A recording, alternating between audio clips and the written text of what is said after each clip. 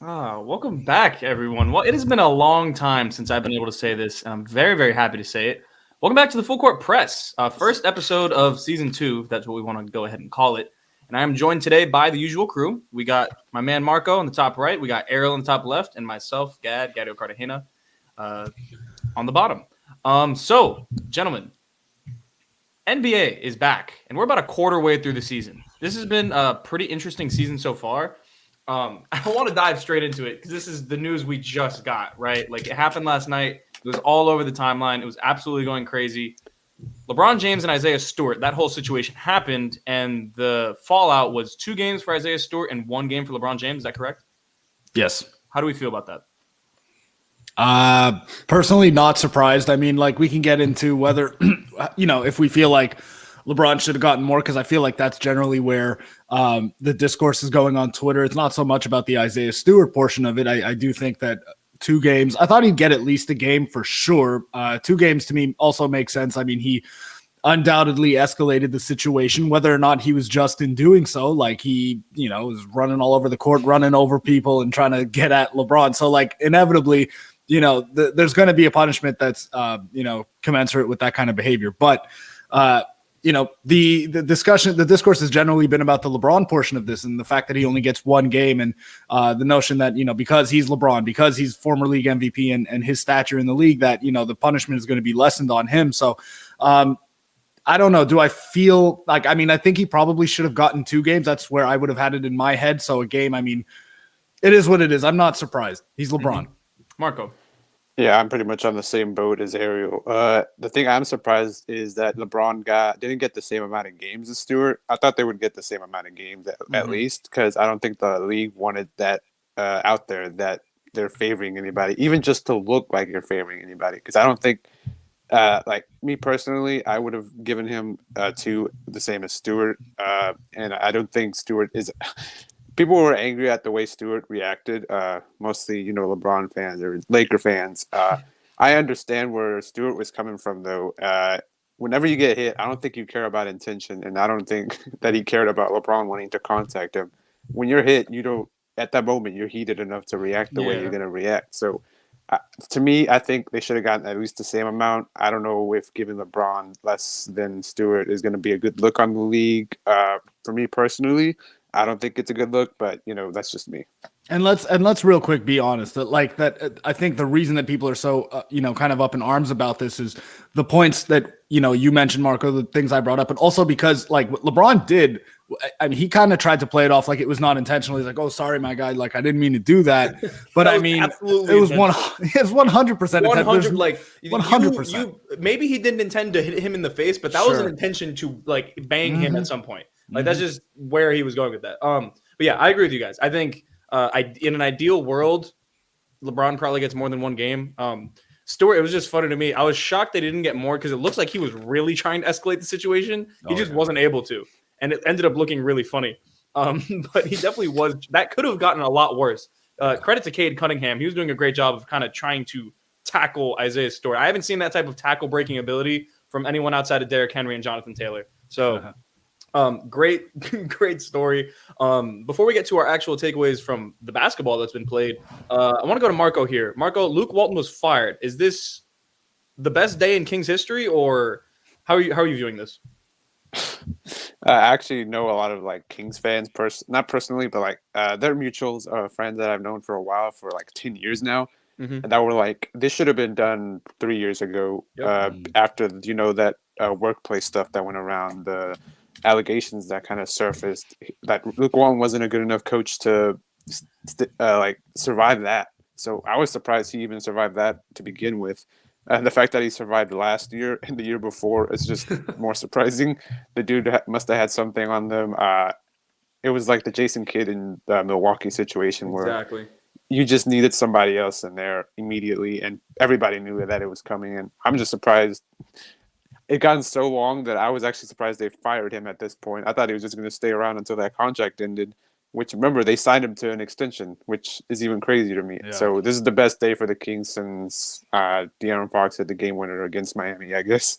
Yeah, pretty much. Like that. This is good news for the Kings. I like a lot of the young players on their team. Specifically, their three guards, and then Rashawn Holmes and Metu is kind of growing on me with kind of some of the things that they've been able to do. Luke can't motivate his players from Joseph Blanco. Yeah, no, he can't. And he motivated a fan to throw up on the side of the court. So if that doesn't tell you everything that you need to know, that just pretty much sums up his tenure with the Sacramento Kings. So I'm glad. I don't root for a man to be fired and lose his job, but I feel like there's just more qualified people. This is one of the 30 best basketball jobs in the entire planet. I don't think Luke Walton is deserving of that, but they'll get somebody in there. Hopefully the right hire. So let's have some actual basketball takeaways here. Try to go through these pretty quickly. Marco, we'll start with you. Who has been the one team, maybe coach, player, organization that has surprised you so far this year? Okay, I'm glad I start because I want to, especially after last night, the Chicago Bulls, mainly Billy Donovan, because I feel like it's probably time to give him his flowers at this point about how he's able to coach defenses. Because I looked it up last year. I remember watching a lot of the Bulls games. I was surprised to find out they were 11th in defensive rating with the kind of roster that they had for most of the year. And I talked to my friend Brian about this, and he said, "Yeah, they were actually a legit good defensive team last year." And I'm surprised people are this shocked that their defense isn't abysmal this year, especially considering they added Lonzo to the starting lineup and Caruso off the bench, who's really now their power forward, which is I love. I'll get into that later, but it's Billy Donovan's his ability to adapt defensively is something that I think has kind of gone unnoticed, especially back in the Thunder days. He did some really good jobs on those Thunder teams at playing to the strengths of the roster, mainly having Kevin Durant be kind of like the Giannis guy that just roams around and kind of causes havoc. Because people forget Kevin Durant, when healthy before the Achilles stuff, he was one of the best defenders in the league, one of the best help defenders. That's why the Warriors were so good as well. And he allowed the Warriors not to play so, or not the Warriors, but Russell Westbrook to not have to defend the point of attack so much. He would put Andre Robertson there. He just knew the defensive capabilities of his roster, and he kind of carried that over to Chicago. And I just loved watching what he's put the guys in position, and especially Alex Caruso. He puts him at pretty much every position except the five. And I love watching that. And I love watching the fact that he puts Derrick Jones Jr. at the five, which people keep saying that he's never played the small ball five. I can't go with that. He played small ball five in Miami. Kelly Olynyk was the He doesn't power have forward. any minutes logged there. I was checking Basketball Reference because someone brought that up on the timeline. He doesn't have any minutes logged there, but like we saw what happened. Yeah, he was the roller. Kelly Olynyk was out spacing, or he was handling the ball, sometimes passing him. So we knew he was the small ball five in that role, especially even when he played with Bam, because they use him a lot as a roller, especially in the series against Indiana. Because they had Jakar Sampson as the backup five, I remember. So they used that, and I think I want to give credit to Spo there, but I think Billy Donovan's done a good enough job where he's adapting to his roster. And just a little side note about Alex Caruso. Last night, I've never had so much fun watching a guy play defense since outside of Jimmy Butler and Drew Holiday. He knows where to be at all times and the kind of defense he should be playing. He knows how to kind of get in guys' grills without fouling them, especially with the new rules. The way he defends post-ups reminds me a lot of Jimmy and Drew, the way he just kind of gets a really wide base and just kind of pokes the ball away from guys, kind of gets under them. And he gets a lot of turnovers that way. And he might make an all-defensive team coming off the bench the way Matisse Thybulle did last year. And I don't really see why not. So I want to give Billy Donovan credit for just knowing his roster and knowing how to build around the right type of guys. Mm-hmm. Yeah, no, he definitely has done a great job. And like working around not having Vucevic there, like maybe it helps them defensively, but I mean, you're losing a really potent offensive big man there. So he's just done a great job. Like defensively, I think they're top 5 in defensive rating now. They look good. They swarm. Javonte Green, Derrick Jones Jr. They're 7? 7, yeah. Ooh, little off. Still good though. I mean, like we thought the defense was going to be a problem for them, and the defense is fantastic. Like they hound teams on the perimeter. And it's kind of similar to what the Heat have been doing for a few years. It's like, how do they not get killed inside? They don't let you get the ball inside. Right. They just front everything. Their rotations are super crisp, and it's beautiful basketball to watch on both ends. The Bulls are really good, and we'll get into it a little bit later probably. But It's a good team. That's a good team up in Chicago. Ariel, who's the one team, player, coach, organization that surprised you this year? So the team, I mean, if you're going to go Bulls, I have to go Golden State Warriors. And the player more specifically on that team is Jordan Poole, because the jump that he's made, I mean, like if I wanted to, this is a general NBA show, and I could have easily gone Tyler Hero here because it's just too easy. But I mean, if Tyler Hero weren't in the picture, I think that Jordan Poole, I know he's starting, but I mean, he's at the very least got to be very firmly in the most improved player conversation. Like the dude has gone from over his first 2 seasons averaging something like 10 points per game on subpar efficiency to what is he at this year? I have him at like 18 and a half points per game, effective field goal percentage 55, shooting 46% from the field. Like the jump is real. I mean, he's doing it off the bounce. He just like gets to his spots, and he's just such a good scorer. I think that, coming into the season, we're trying to forecast the Warriors and whatnot. I'm looking at the roster. I'm saying I don't know when they're going to have Klay Thompson, and I kind of don't know exactly how he's going to look, though. I'm more optimistic than I am on him, as I would be on most other players, just because of the fact that he's such an elite shooter, and we know all about Klay Thompson. But Jordan Poole really like raises the ceiling there, because I think when Klay Thompson gets back, he eventually moves into the starting 5, right? Jordan Poole probably moves to a bench role, and I'm curious to see how he produces in said role. But I mean, the improvements are tangible. All of it is absolutely for real. And then the Warriors more specifically, I mean, they've had, I think, the 4th or 5th. I had looked at it earlier. I don't have the stat in front of me. They have the 4th or 5th easiest strength of schedule to date in the NBA. So they've gotten a little bit fat on an easy schedule. But I mean, you can't sniff at 15-2. They've been the best team in the NBA by far. You look at the stats. Their team stats are just ridiculous. Like it's like not even worth looking at. They're so absurd. It's unreal how good they are right now. Yeah, they're first. I have them at first in net rating, first defensive rating, first in opponent's points per game, first in opponent points in the paint, first in opponent field goal percentage. Like their numbers are just ridiculous. The one thing that I found interesting was that while their defensive stats are absolutely absurd, they do foul a good amount. They send teams to the line at the 10th highest rate in the NBA, and teams have shot the worst free throw percentage against them so far in the league. So there's a little bit of water reaching its level that I would expect to have happen, but I don't know if that's going to make up for. I mean, they've got their net rating, they're plus 12.9. Like I don't know if making a couple more free throws a game is going to make a tremendous difference. So I'm curious to see how this holds up as the season goes on and their schedule gets a little bit more difficult, but they've been ridiculous, absurdly good. And a massive, massive part of that has been Jordan Poole's jump, frankly. Yeah, so many players just playing unbelievable basketball at Golden State. I think the one thing that we kind of all overlooked in terms of like their minimum contracts, like Otto Porter and Nemanja Bjelica, Andre Iguodala, for better or for worse, however skilled those guys may be, in complementary roles, they are still very high basketball IQ guys. So just having those kinds of guys plus the young guys that they have who can all just fill roles, it's really, really nice to see. Marco, any thoughts on the Warriors? There was one narrative I remember last year on Warriors Twitter was the Warriors had a lot of less than high IQ basketball guys on their roster. It was a shot at Kent Bazemore and Kelly Oubre. Yeah, it was a big deal made in the offseason. It was like, just get smart players, and this roster will probably win at least 48 games.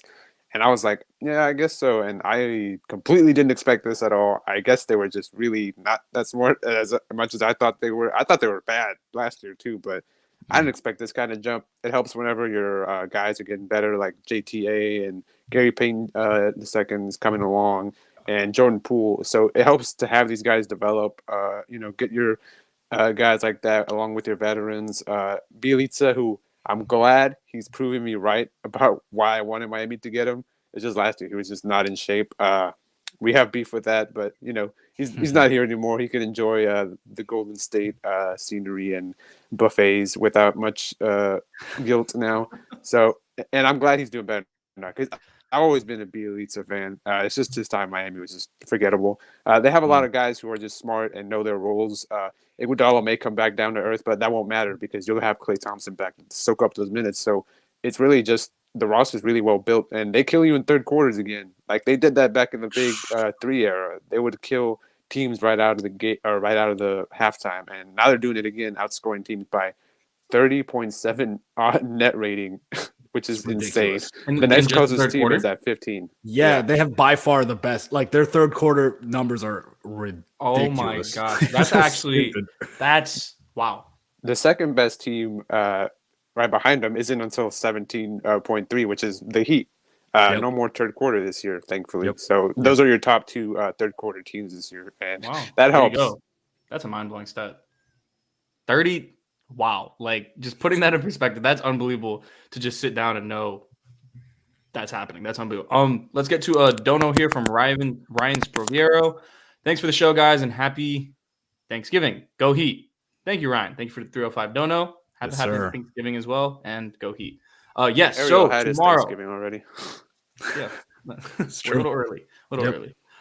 Tomorrow, watch party. Yes, I actually will be present for this. I know Royal's going to be present for this too. Watch party at Quarterdecks in Davie. I think the game starts at 7:30ish. Get there at 7. It'll be a fun time. It should be fun watching Heat basketball at the Royal. I might have to fly down for that now. Damn. Yeah. Well, eventually we'll get to it. So I just want to go through my takeaways really quick, and then I'll jump to the rookie conversation. The Suns are really good still. The Suns are still a really, really good basketball team. They're 13-3. I believe they've won 11 straight, maybe 12 straight now. They're probably going to win again playing against the Spurs tonight. They have the number 3 defense, the number 8 offense in the NBA according to offensive rating. And they don't really have anyone that's playing at like an unsustainably great rate. They're just a sound team. And I think one of the acquisitions in this offseason that went under the radar is JaVale McGee, just having someone that give you like some facsimile of what DeAndre Ayton gives you for those 13 to 15 minutes where Ayton is not on the floor.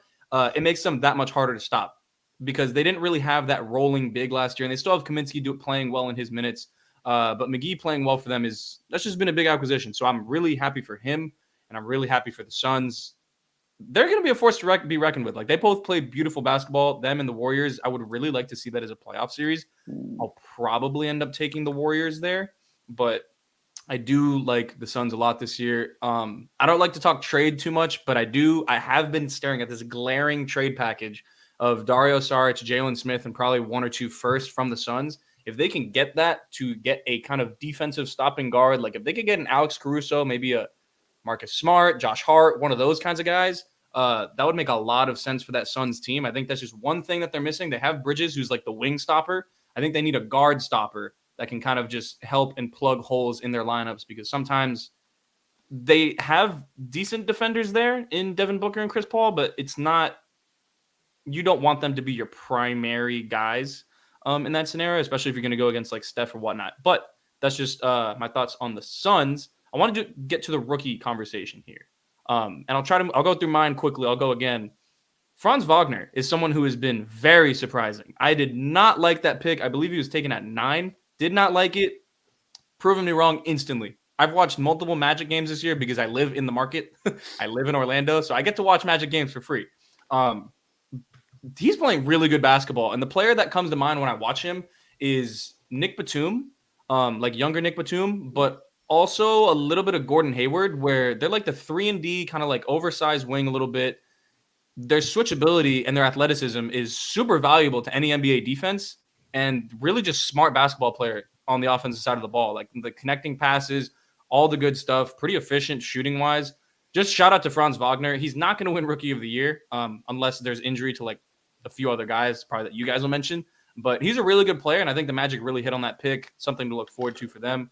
Marco, who's your favorite rookie this year, and why does he play in Cleveland? Oh God, yeah. I like the Cavs now, which is crazy because I didn't like them They're fun that to long watch. ago. Very fun. To watch. They're really fun.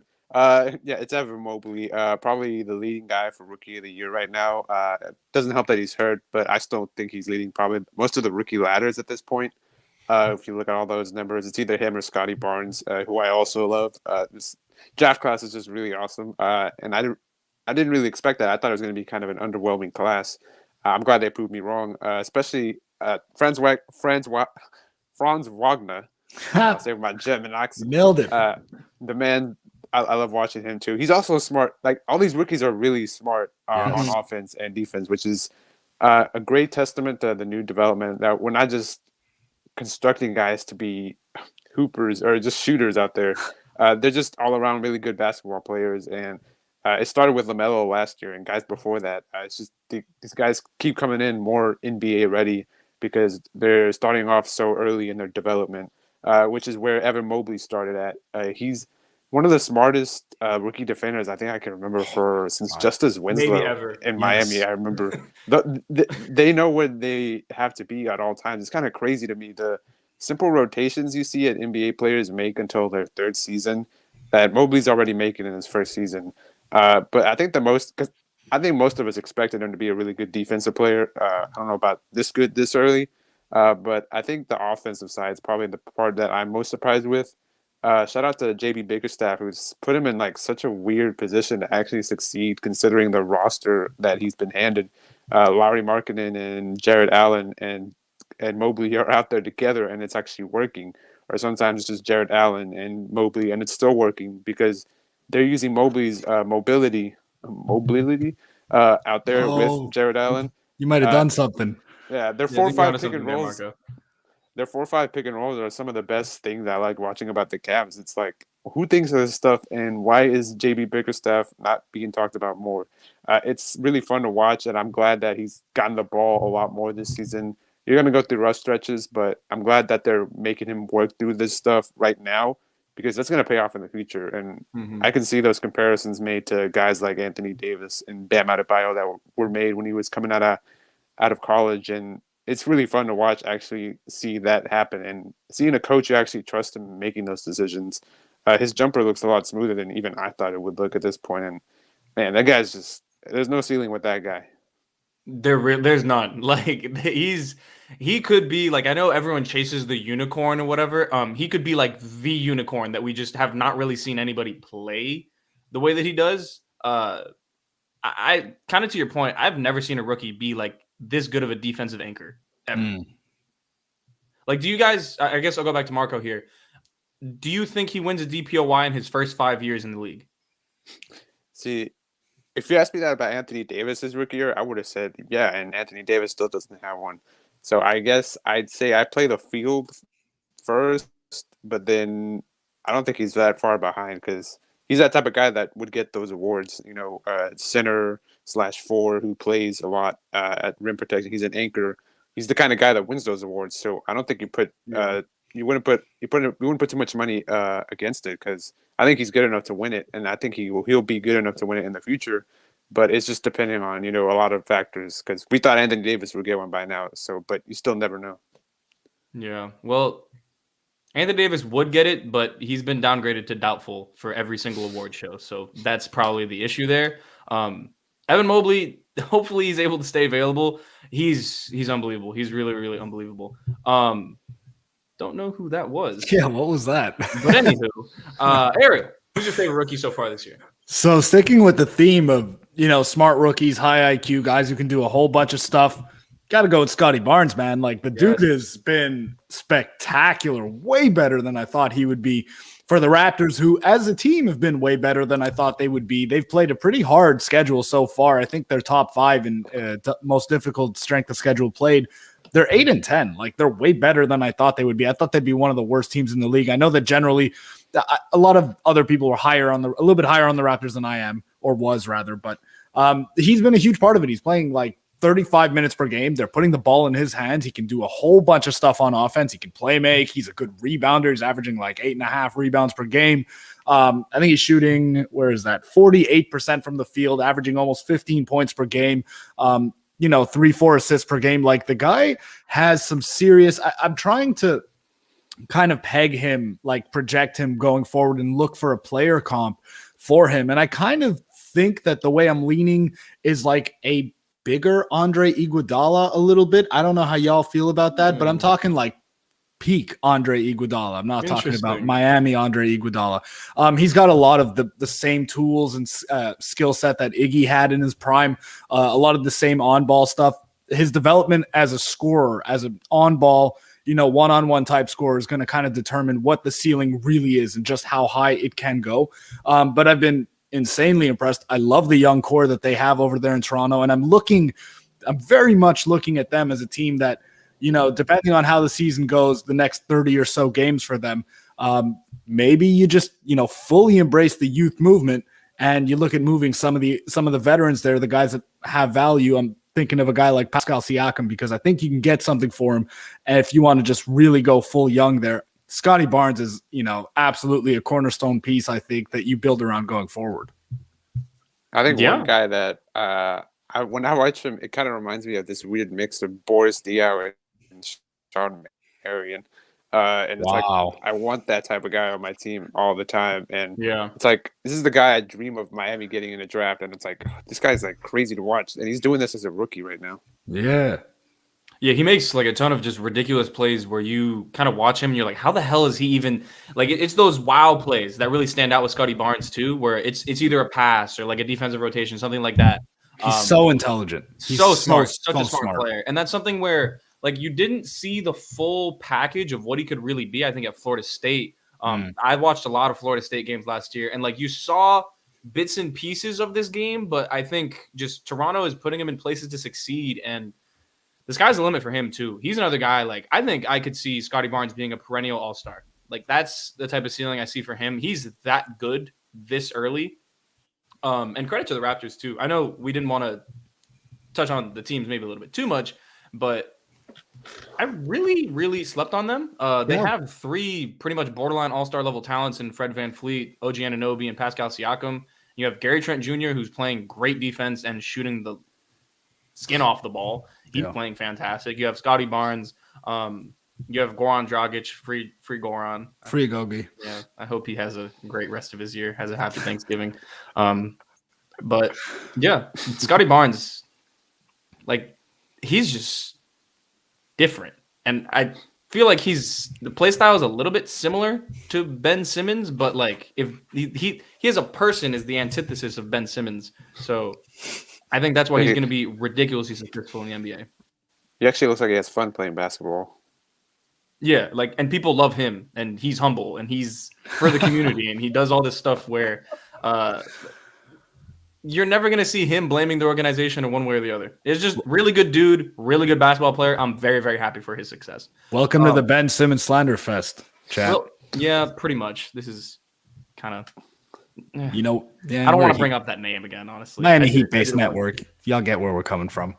Yeah. Well, we'll actually end up talking about Philly relatively shortly because I do want to go. We're not going to have enough time for the Western Conference, but we'll do the Eastern Conference here. We'll do the Eastern Conference today.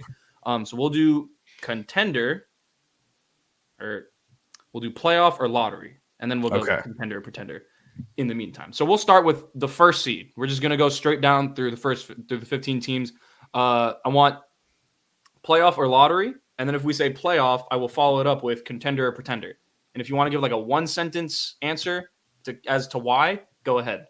Bulls, playoff or lottery? Playoff. I think playoff. And then I'm gonna go pretender. For whatever reason, I refuse to buy it on paper. I just don't see. Look, I know we talked about how good Billy Donovan has been, and in terms of like their defensive schemes and how he's using Alex Caruso, they've got good point of attack defenders and all that. But I just feel like maybe because I'm stubborn, I had them going into the season as a team that's going to score a whole lot of points and win a whole lot of regular season games and then get smoked in the first round. If they finish first, they won't get smoked in the first round. But I don't know. Like I've got at least 3 Eastern Conference teams in my head that I think are substantially better in a playoff setting. And so for that reason, I'm going to call them pretenders. Okay. Marco? Yeah, I'm in the same boat. I feel like their ceiling is a second round dogfight they get into with like a Milwaukee or Brooklyn or even Miami, because I think those teams are they're more playoff ready than the Chicago Bulls are. And I'll never trust a playoff team that has DeMar DeRozan on it until proven otherwise. I'm sorry. Unless that team had been Miami and I they think got them this summer. Their team just screams do it in the playoffs. Yes. Their team really does scream do it in the playoffs. I really wish we had more news on Patrick Williams, but if they hypothetically thought like this could be our year, like this is the year that like say Kyrie doesn't come back, the Bucks never really get it going, and there's a chance, like let's say they just have a chance at the 1 seed, they say this is our year, trade package of Kobe White and Patrick Williams, is ridiculously enticing for a lot of really good players in the NBA. Sure. I just wanted to throw that out there. I really wanted to say Harrison Barnes. Well, Harrison Barnes make a ton of sense, but that package is too much for Harrison Barnes, in my opinion. I'm really high on Patrick Williams. If he's able to come back healthy, I would maybe push this towards contender, but I will also say pretender, but they're still probably like the fourth, maybe fifth best team in the East. Like, if things go their way, they could be like Atlanta. They could be like Atlanta from last year, where let's say you get a team that you just bing bong them in the first round, and then round 2 you go ahead and you get a team that just collapses. Like, let's say Brooklyn just collapses for some reason, and Chicago's there. It's possible. So I won't rule it out. They can make it to the conference finals. It's just they need things to go their way a little bit. So let's go to the Nets. Playoff, right? Yeah, playoff contender. We know what that's all about. Whether or not Kyrie comes back, we know what the Nets are. Wizards. Playoff or lottery? Playoffs. Contender or pretender? Pretender. Oof, yeah, they're pretender. I think they're even less on the boat than the Bulls are, because I think the Bulls have more playoff-ready talent than they do. So, yeah. Mm-hmm. I think the Wizards are primed for a consolidation move. Story, though. Can't take it away. Mm-hmm. Like, I'm not really sure if that's a Harrison Barnes team or if that's a Thad Young team or if that's a Siakam team. But any one of those players really fits. Like, it just makes a lot of sense. But yeah, I'm definitely taking the Wizards as pretenders. The Heat, call us biased, whatever, playoff and contender. Hey, listen, enough from this team. Yeah, they have their flaws. Like, I will not lie, the Heat do have their flaws. But their strengths are stronger than some, like, any team in the NBA, honestly. They're really, really good. Playoffs, contender, top 3 team in the NBA in a playoff setting. They've had the second hardest strength of schedule so far. They're 5-5 on the road. 4 of those 5 losses came in games where they were leading by at least 8 points with under 4 minutes to play, and the home team needed a furious rally of threes and all kinds of crazy stuff happening to go ahead and beat them. They have let those runs happen. Yes, and it's an issue. This is an issue. Like, that is what I'm talking about. Issues. Yes. This is the issue, right? They have all these guys. They have this big variety of guys that can kind of get the job done, and ultimately, none of the 4 of them are getting the job done late game. But you look at the track record, Jimmy Butler's an elite fourth quarter player. He's been that for the majority of his career. We know what Kyle Lowry has done. Tyler Hero in his short NBA career has proven to, kind of play up to those moments more often than not. It's something they'll figure out as the season goes on. And I mean, they're built for the playoffs. I think in a playoff setting, they're a top 3 team in the NBA. Marco, any words on the Heat here? And I think if you ask any Heat fan that if they were 12-6 at this point, that you would probably take that. Yeah, I'm happy with it. There's been the ups and downs. Teams lose games. This team is not perfect. This team is not going to win 66 games. They'll be okay. They're growing through stuff. I'd rather these losses happen now than later in the year. So let's move down the list here. The 5th seed right now, the Charlotte Hornets. Playoff or lottery? Playoffs. Play in. Ooh. That's where I was going with this as well. They don't play defense. That's I'll go true. ahead and take the reins here. I think they just don't play enough defense right now, and they don't really have a lot of guys that look interested in playing defense. This is a very fun team, and they will have a super, super bright future, assuming that they pay Miles Bridges. But I was the one that said I think they would have the better record than the Bulls going into the season. And I'm already going to concede I'm probably going to be wrong on that, barring injury. The Bulls look like the better basketball team. They're more sustainable. I don't see them. Maybe they make the playoffs through the play-in, but I'm with Marco. I think when I'm saying playoffs, I do mean that I think that after the play-in, they're in there. Yeah, that's what I mean. Yeah, but I've got them in the 6 to 8 range. Yeah, that's totally fair. Yep. The Cleveland Cavaliers, playoff or lottery? I'll let Marco go first. Oh, God, you gave me this. I think they're probably like the play-in team that loses to the Hornets or beats the Hornets, because I think it's going to be a coin flip in that series. And I probably take the Hornets too, because I think I like LaMelo more in the playoff setting. But it's really tough. But if you're asking a Cleveland Cavaliers fan, they'd be like, we'll take that. Mm-hmm. Mm-hmm. They're a lottery team to me. Love the start. Love a lot of their young pieces. There's too many teams behind them that I think will jump them by the end of the season, and they'll finish outside of the play-in. Totally agree. I really like this Cavs team. I wish they were able to have Sexton healthy for the entire year. Yeah. Don't know what that situation is going to bring for them. Maybe they trade him for a contributor now, and he helps out. But yeah, I'm going to go lottery for them. Fun team though. They are on the rise. They will be in the playoffs sooner than later. But they're not. I don't think they're there this year. Knicks, the New York Knicks at 9-8. Playoff or lottery? Playoffs, pretender. Really Marco? annoying playoffs because their fans won't like it, and pretender. Threes are going down this year for the other team. Mm-hmm. This is true. Water reaches its level. Nice. This one's tough. I almost want to say that they'll be the team that slips into the play-in and then folds in the play-in. I love that. Like, I could see them playing against. Any of those teams could beat them. There's a Any lot of of good teams, yeah. like the 8 through 13 range right now in the East. Right. So we'll get to it. But I will say they'll probably be a play-in team. It's not looking too pretty for them, honestly. And I think, I don't know, I said it after last year, but I think Julius Randle's like ready to be a prime trade candidate for one of these stars that comes out. Really? You think he's the piece that gets moved? I don't think they should be married to him by any means. Wow. I agree with that. Player. Don't get me wrong. But I think he's someone that's better served as the anchor on a bad team as opposed to the second or third best player on a good team. So, anywho, the Milwaukee Bucks, playoffs contender. Anyone agree with that? No, playoffs contender. Okay. But yeah. Boston Celtics. This one's interesting. Playoffs or lottery?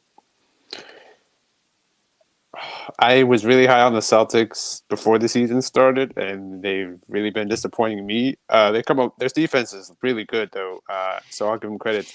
I think they'll be in the playoffs probably around the 6, 7, 8 range. They'll probably lose the first play-in game and then win the second one, and then get into the playoffs because I think their top-end talent is too good for that. Shout out to Al Horford, Renaissance. So I think they'll come around at the end. Totally agree with Marco. Somewhere in the 7 or 8, play-in thing, and they win one of the games, they get into the playoffs, and then they get crushed in the first round.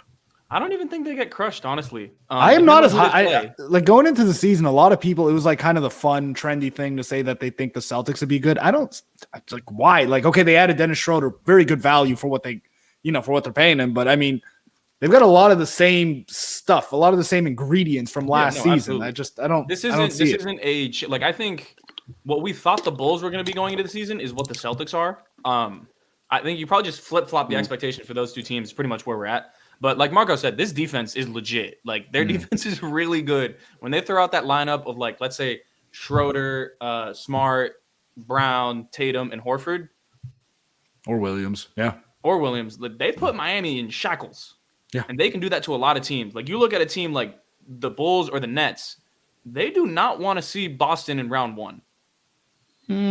Defensively, that's a really tough matchup for them. And you have those guys in Brown and Tatum that can kind of just level the playing field for like 2 games in a series. I don't see them winning a series against one of those teams, but it would be a really tough out, I think, like tougher than most people think. But anyways, let's go to the Philadelphia 76ers, who are at 9-8. They're 4-6 in their last 10. Playoffs. Are we all saying playoffs here? Yes, playoffs. My Contender. thoughts on the Sixers are the same as Gad's is on the Knicks because I think they're a team that's primed to maybe lose in the play-in game, but I think Embiid is probably good enough to get you out of that. So I'll say playoffs for now.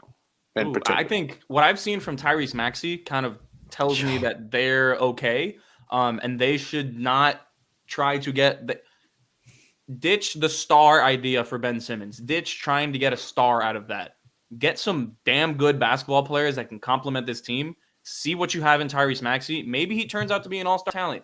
Who knows? He's playing unbelievable basketball right now. Yep. You would need him to be your second option because I don't like Tobias Harris as a second option. We've seen that in years past. It's just not the most perfect thing in the world, despite his contract. He's closer to Harrison Barnes than he is worth his contract. And that's not Tobias Harris slander. That's just the reality of the situation.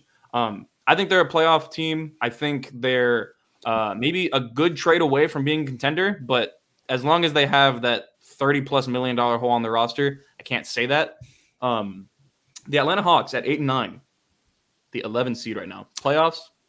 Another slow start. I think they'll be in the playoffs, though. They'll figure it out like they did last season. Marco? Yeah, pretty much the same. It's pretty much like last year, except it's not Nate McMillan this time. So I think they'll be fine. Pretender, though, because I still don't see that playoff run being replicated this year. Agreed. Too many better teams in the East, I think. Yeah. They're the same type of team as the Knicks, I think, or no, as the Wizards, where I'll take them over the Wizards in a series, but I'm saying like that roster needs consolidation. I'd rather have more top-end talent on those teams as opposed to the level of depth that they have right now, because they are deep. Both of those teams are really deep. The Toronto Raptors at 8-10. A lot of fun. Lottery, though. Yeah, lottery. Perfect way to put it. A lot of fun. Lottery. Yeah. Pretty much lottery team. Yeah. The Indiana Pacers at 7-11. This one is actually, their record is surprising to me, but not a lot of fun. Lottery team. Yeah, I'm surprised Ethan had them so high when we talked about that before the season. I thought they were a team primed for explosion, and it looks that way. They lost a lot of close games, but I still blow think it up. they're Please. I've been saying this since last season. Send Malcolm Brogdon to a good team. You will never have a championship team with this core. You have so many tradable pieces. You can get OKC level picks in like the snap of a finger. Their ceiling is like a first round exit regardless of where they finish. Like there's not. Yeah. That will. Trade everybody but Brogdon. No, don't trade Brogdon. No, trade Brogdon. You can't trade him this year. That's why. Oh, right. You're right. Because of the extension. The Pistons and the Magic. Contenders. For the number one pick. Yeah, contenders for the number one pick. That's pretty much all it is. So that's the Eastern Conference. I think that pretty much just sums up kind of the way that we feel about these teams. I don't even know how many teams we had making the playoffs, but I feel like it was close to 8. It's really a fun Eastern Conference, though. There's more. I think the Bulls being semi-legit is really cool. And I don't know about you guys. I'm actually maybe a little bit higher on the Sixers than I was going into the season. I had them as like the 6 or 7 seed. They could maybe get a home court. No, I don't see it. Playoff series. I really do. I think with Embiid back, what we've seen from Maxey, I just need to see that trade from this. I need to see a Simmons trade. I just think by the end of the season, I mean, they're going to lose a good amount of games by the time that gets consolidated, and I think the Heat, Nets, Bulls, and the Bucks all finish ahead of them. So I don't see a home playoff series for them. Actually, now that you say that, yeah, 5th seed though, that'll be fun. They could play against somebody in that 4-5 matchup. That's Heat in 5. So, first episode of Full Court Press this season. Any last words before we go? Probably going to try to be back sooner rather than later, but work schedules are tough, man. Work schedules are tough. Sure. No, it's great to be back, man. So good to have basketball back. I know it's been a few weeks now. You know, it's not like we're in the first week of the season, but it's great to be back. Eastern Conference has been a ton of fun, and I can't wait to do it again. Marco? Yeah. Pretty much what Ariel said. Eastern Conference is back. It's like the 90s all over again. The Cowboys are also good. What the hell is going on? I wasn't even alive during that time. Nature is healing, Marco. Yeah, exactly. Nature is healing. I love it. Yeah. So, obviously, I didn't get to talk about my guy, OG Anunoby, today, but don't worry. It is coming. I will bring that agenda forth again. Maybe Isaac Okoro, too. Who knows? I love a lot of these guys that are in the Eastern Conference on not great teams right now. So, with all that being said, shout out everybody in the comments. Shout out my esteemed panel here. Shout out Manny in the background. First episode of Full Court Press this season. We'll be back hopefully soon, within the next 2 weeks. And everybody have a happy Thanksgiving. Even you, Ariel. Even Thank you. Thank you. Play the video, Manny.